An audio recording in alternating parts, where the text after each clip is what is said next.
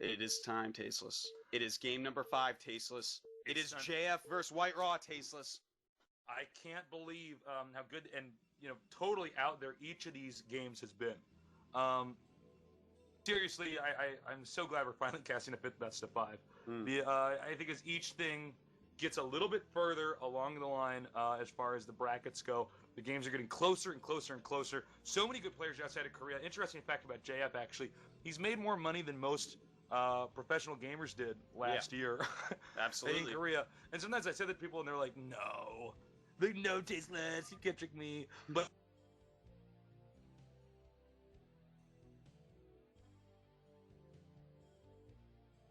Okay, we can still talk. They can hear us. they can hear us. I think so. Hi, guys. Can you guys hear us? Happy Valentine's Day. That's Much right. love from Korea. That's right. And anyone whose girlfriend is sitting next to them watching these games, Give lean that- over and give that her a boy kiss. Because, well, actually, I was saying kiss the girlfriend.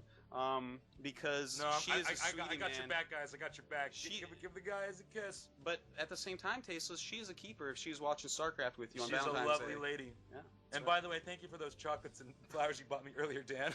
Absolutely, but I gotta say I'm a little bit disappointed. I didn't even get a teddy bear from you, Tasteless. Well, I forgot it was Valentine's Day. Where'd the love go? I'm sorry. Cross spots, by the way, here. JF. Whoa. Oh, let's whoa. just cast everything at the same It's time. like we in the same finish each other's voice. sentences at the Same time. exact. Oh, We used to be good at that, Tasteless. I don't know what Sorry. happened. I think we have unmerged. We've unmerged. That's right. Wow. I didn't know Archons could even do that. I know. But anyways. Hope we didn't sign a prenup. Right now, they've cross spots, and this means we probably won't see a lot of rushes. We won't see a very complicated game. I should say, as far as like early, teching stuff, it should be both these guys getting expansions up, and it's going to be all about mid game and late game. Yeah. We have Jeff top left of Fighting Spirit with Brown Protoss. White Raw in the bottom right of Fighting Spirit with White Protoss, and they are scouting at the exact same time in the same pattern, and that pattern, Tasteless, is called clockwise. Clockwise. Clockwise. This must be driven from the root word clock. Yeah, this is gonna be a cool game, man. I don't know who's gonna win this. I'm curious to see if JF gets a Reaver or not. He's shown us that he can hold off a proxy gate and be pretty tactful, with DT tech. But I think if he goes Reavers, it's gonna be pretty tough for White Raw. But then again, this isn't a map where you're forced to go Reavers either, like you are on Outsider. Yeah, but if White Raw, rather, if JF does not go Reavers this game, it's his own fault for losing, because, as soon as you started going Reavers again, here we are. I mean, yeah, White Raw did a weird rush last game, and JF never actually ended up going Reavers, but the game that really mattered, game number 3 on Outsider, JF just peeled him apart with superior Reaver play. So I really do hope to see that again. I hope so as well. They both got a pretty good idea of what's going on right now. What's interesting, I want to point out for a second is when it comes to JF, he has shown us pretty much everything except for the proxy gate. And you don't normally see proxies in PvP. It's the least common. But yeah, we've seen everything from this guy. And he's done a decent job. Of course, White Raw is a very tough opponent to take on. He's always so confident, man. White Raw, I feel like, is one of these players I've actually seen in Korea so many times. It's actually kind of almost like he weird. lives here, Yeah, man. I feel like he has Just a like home here. He lives north of the river, so we just don't get to see him. Yeah. He's not on the same subway line as us. Yeah. Well, we see the probe right now from White Raw running around in JF's base. The Dragoon of JF coming out. He's going to be able to clean up that probe and finally make his tech building. And, well, let's take a look in White Raw's base. I see no probe in here. Yet, still no tech for White Raw. Looks like he's saved up his gas quite a bit. Maybe we're going to see a robotics facility. It's very possible. All right. TSL. So exciting. Right now, I can't emphasize just how good these two Protoss players are. Oh, look at because that. I'm a Protoss player myself. There you go, robotics. Robotics play. Yeah, man. Thank God we had that magic 8-ball of Protoss builds That's in this right. in this matchup. We could inquire to. And JF also opening with robotics facility. I'm getting wiggly and jiggly tastes. This is going to be an excellent game no matter what. One thing to watch for is whether or not each player gets a shuttle, because there are openers. In fact, I think one of the great openers you can do in PvP that I love, and I know White Rod does it a lot as well, in the few games I played against him, is you go on Robotics, Bay Observer, Reaver, and then Expand. And as Yes. long as you can hold off shuttle harassment in your main, you would be amazed at how many more Dragoons you can get with an advantage like that. And of course, they're forced to upgrade shuttle speed, which means they're going to tech a lot later because they have to deal damage with these expensive Reavers they invested all this money in getting. Well, we see both of them, 2 gateways and a robotics. The second gateway a little bit quicker for White Raw, but I don't think that's going to end up mattering that much. Their supplies right now are actually startlingly different. We have White Raw with 37, JF with 33. So, that quicker second gateway really gave him a little kick in the butt on his macro. It really did. We see, by the way, it looks like we're going to see an earlier expand here from one of our players. Well, I don't know, man. Well, no, it looked like it. Actually, hold that thought. Sometimes in PvP, you can put your Dragoons outside of your base to make it look like you're trying to hide an expansion. It can be a little bit deceptive. It is 6:45 in the morning. I'm sorry. It's quite deceptive. I'm glad that TSL sponsored me with a crack pipe, so I can stay awake through all these games. Now look at this. I really like White Raw's probe here, kind of sneaking around, but it is in fact spotted by JF and chased away.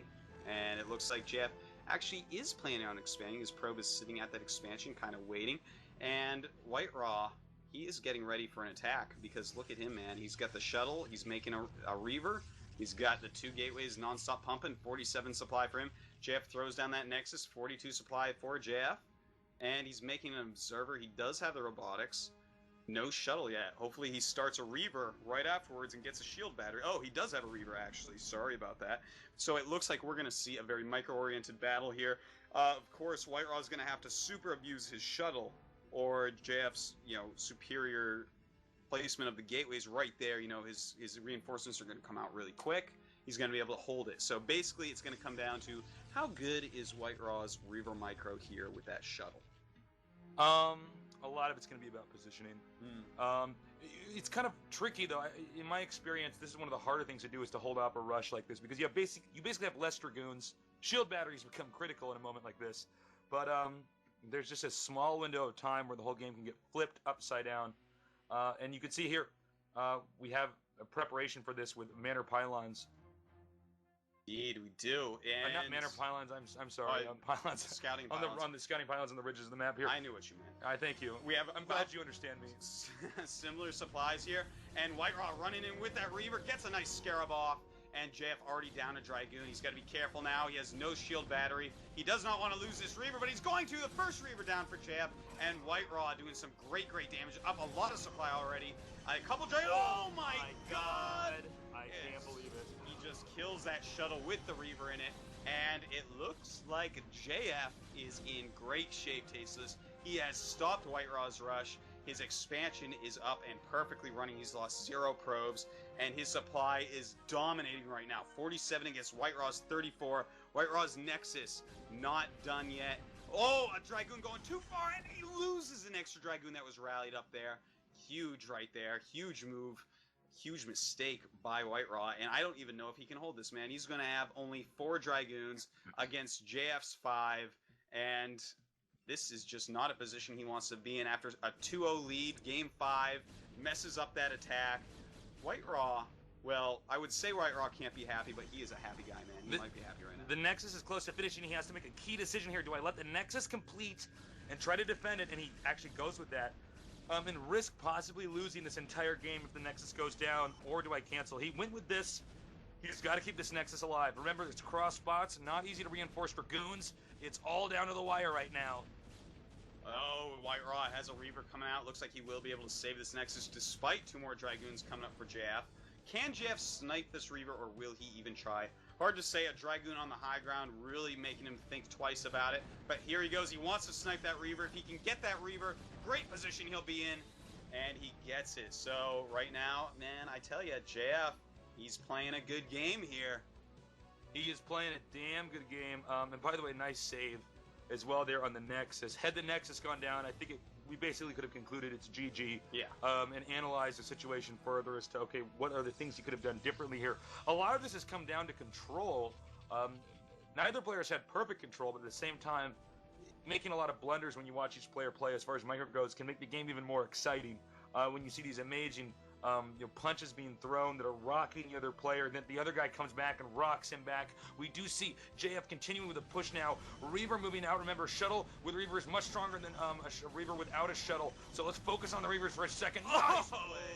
Damn. JF, sup? I got Reavers. Get out of the game, White Raw. Poor White Raw, man, I tell you, such a great player. Definitely one of the top foreigners we've ever had. But JF, man, I told you, he is back in shape. He showed it last week against Ghost of Terran, shown it this week against White Raw. He is deadly, and he's deadly, and White Raw is pretty much dying, man. He is pretty much dead. Look at this, the Nexus going down. Supplies vastly different. 36 against 74. That is over twice as much supply, Taste. It's just too bad because White Rock got his own color in this game, and there it is, GG. The Reaver's gone. Next round. Next round. Look at how nice manner he is. I tell ya, I would have sworn at JF. I don't understand that next round stuff that he said, but because JF goes on to the next round, man. I know. Oh, excuse me, I was like totally confused by that. No, you're totally right. JF actually, I got a hand to the guy. Playing damn well. Great control, great decision making, a lot of different builds. Only going Reavers in 2 of the 5 games that we saw, but still pulling through. That's right, and do not go away because next is Noni against Hydra. And that is the match that I think everyone really wants to see from this round. They had a great match before, and they're going to have a great match again, Tasteless. No matter what happens, I could see a 3-0 that was total destroy games. These two are such big personalities that I don't care what it is, I'm excited. Well, listen, Artosis, I'm gonna trust you. That's why I bought you that Primus ring for Valentine's Day. And I'm ready to go into this. This is going to be Hydra against Noni. Game number 1. A lot of talk about this match. Everybody's a little bit pumped. I'm ready. You're ready. Well, I'm ready to talk about Noni, man. That's what I'm ready to do. Let's talk about Noni a little bit. Well, Noni, he is a great player, man. He won WCG USA Championships, made round of 8 in WCG World Finals. Well, he also, he predicts that he's going to beat Hydra. It says right here. I really admire the confidence of Noni because he hasn't been that active, but he trusts in his own ability to take down somebody like Hydra. And Hydra is kind of the marker player of the foreigner scene. He's the one that we're all kind of saying, well, look, there's this one guy in Korea, and he's stayed here. He's managed to stick on a pro team and stuff. And of course, Noni was the previous guy for that. So this is kind of a big deal match here. Yeah, and you know what? I actually forgot to do this. Let's go over the maps for this round and their order. It's going to be the same as last time, with map number 1 being Andromeda, map number 2 Tornado, 3 Outsider if needed, 4 Destination, and 5 Fighting Spirit. And I got to tell you, maps 4 and 5, Hydra's going to feel really, really comfortable on. So Noni's got to do a lot of damage in these first matches. But anyways, back to talking about Noni. He used to be on Eastro. He was in Korea. Got to a finals of Courage. It's very, very rare. Just such a good player, man. I always, when I think about Noni, think about that day at Courage. How well he performed, how confident he was, how well he handled himself. He was literally 1 game away, and it was a game he had an advantage of being the first foreigner to win Courage in 5-6 years? Yeah, about 5 years. He is so confident in himself, man. He's an ex-athlete, goes to Duke. He's just such a smart, talented individual, And he's so handsome. He is actually a really handsome guy. And he's great at Scrabble. Look at this picture of him. Look at that. He looks almost like a cartoon. Look at that jawline. I mean, wow. Yeah, man. It's bad he's His wife married. is very lucky. He is very lucky. Woman. You're marrying an amazing Protoss player. That's right. Tassadar is going to be the best man. Wow, that was an epic nerd joke. Okay, let's go to our next player here. Yeah, let's talk about Hydra now. Coming off that epic nerd joke, let's talk about another epic nerd joke. LOL, I'm joking. He's my little nerd. He is Hydra. He's our little buddy out here. That's right. He is the foreigner bonjour. That's right. I said it again. I cannot wait to read all the comments at gg.net of people flaming me, saying LOL, Draco's better. No, folks, he's not better. We have Hydra here. He's won every tournament this year, pretty much. Yeah, I don't even know why there's any controversy, actually, about Hydra whatsoever when it comes to, is this guy really good or not? Yeah. He's, basically won everything that you can possibly win. Kind of notorious for trash talking, which actually can make some players very interesting. Take a look at his win-loss record versus Terran, by the way. I just want to point out percentage-wise how insane that is. Mm-hmm. In case you're wondering, this is within the A rankings. Is it A to B plus? Make sure I'm right here. I believe it's A minus to A, and it's only against foreigners. Foreigners, so I mean, the foreigner it's record. insane. But as you can see, his win percentage against each player really good. Hydra kind of looking like an evil Harry Potter in this picture. He might steal the crown here from JF from and all these other guys. Prince, man. That's right. That's it. He might do it. Who knows? And then what will the Elf Kingdom do? I don't know. But can Hydra kill Dumbledore? I don't know. Darth Harry Potter. I think he's a very talented player, and he's really evolved over the past year. That's right. Well, let's take a look at map 1, Andromeda. And this map is actually the map that Noni beat Hydra on in their last match, where Hydra ended up winning 3-1. And it's a very, very, very, very, very, very, very hard map for Terran versus Protoss. You know, those stats don't even accurately tell. 56% my foot tasteless. This is a hard map. Protoss kind of just smashes Terran when it comes out. Very hard for Terran to get a 4th base here. And Arbiters, let me tell you a thing or two about trying to block Arbiters on a map with a main this big tasteless. Let me tell you about that. Did you know that Arbiters can cloak all the units underneath them? Oh my god.